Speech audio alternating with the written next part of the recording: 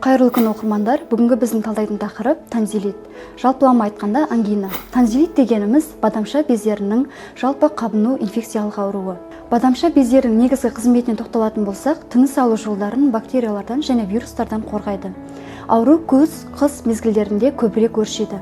Жіктеуіне тоқталатын болсақ, мұнда бактериямен шақырылатын тонзиллит, вируспен шақырылатын тонзиллит, іріңді фолликулярлы және лакунарлы, үшінші аса ауыр сирек кездесетін саңырауқұлақпен шақырылатын тонзиллит.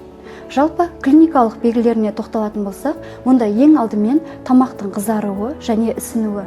Тіпті бала тамақ іше алмай, су жұта алмай қалады. Еметін балдар емуден бас тартады. Екінші, таңдай бадамша бездерінің ақ жабындымен қапталуы. Үшінші жағдайда лимфа бездерінің көлемінің ұлғаюы. Сондай-ақ баланың дене температурасының жоғарылауы және баланың өзінің әлсіздік сезінуі. Баланың тамағы қызарса, бірден антибиотик алып жүгірмейміз. Ең алдымен вируспен немесе бактериямен шақырылғанын анықтап алуымыз қажет. Ол үшін фиброскопия жүргіземіз. Мұнда шырышты қабаттардың ісінуін қараймыз. Екінші жағдайда бакпасеп, яғни бұл ұзақ уақытты алады. Үшінші жағдайда үй жағдайында стрептотест қолдану. Өкінішке орай бұл Қазақстанда жоқ. Лабораториялық диагностикасын тоқталатын болсақ, жалпы қан анализін тапсыру. Мұнда біз көреміз лейкоциттердің жоғарылауы, нейтрофильдердің және де лейкоциттарлы формуланың солға жылжуы, және де этж-ның жоғарылауы. Биохимиялық қан анализінде СРП-ны көреміз. Жылдам әрі оңай әдіс бұл МАК-IZK шкаласы. Мұнда жөтел жоқ болса 1 балл, жөтел бар болса 0 балл.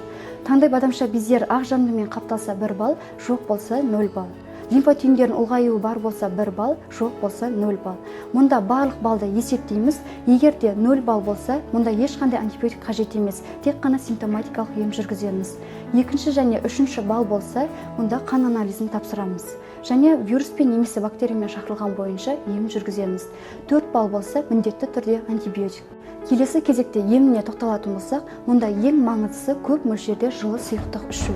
Бұл ағзада токсиндерден қорғайды және дене температурасының төмен түсуіне көмектеседі. Екінші жағдайда бала тамағын шая алатын болса, тұзды ерітінділермен және фурацилин ерітіндісімен баланың тамағын шаямыз. Бұл күнінде 4-5 мәрте. Немесе мирамистин ерітіндісі, немесе спрей түрі болады. Сондай-ақ гексерал ерітіндісі, сондай-ақ спрей түрі болады. Егер бала сора алатын болса, антисептикалық әсері бар, соратын мұзды конфеттерді береміз. Егер қоздырғышта бактерия анықталатын болса, біз міндетті түрде антибактериялық ем жүргіземіз. Мұнда ең алдымен амоксициллин тобындағы бірінші линиядағы антибиотиктерді қолданамыз. Екінші жағдайда цефалоспориндердің екінші немесе үшінші ұрпағын қолданамыз. Үшінші линияда бұл макролиттер. Сондықтан да аналар тонзиллит балмұздақ жегеннен немесе мұздай су ішкеннен пайда болмайды, тек қоздырғышы бактерия немесе вирус болса туындайды. Назарларыңызға көп рахмет. Сіздерді Мақсат Мед клиникасында күтеміз.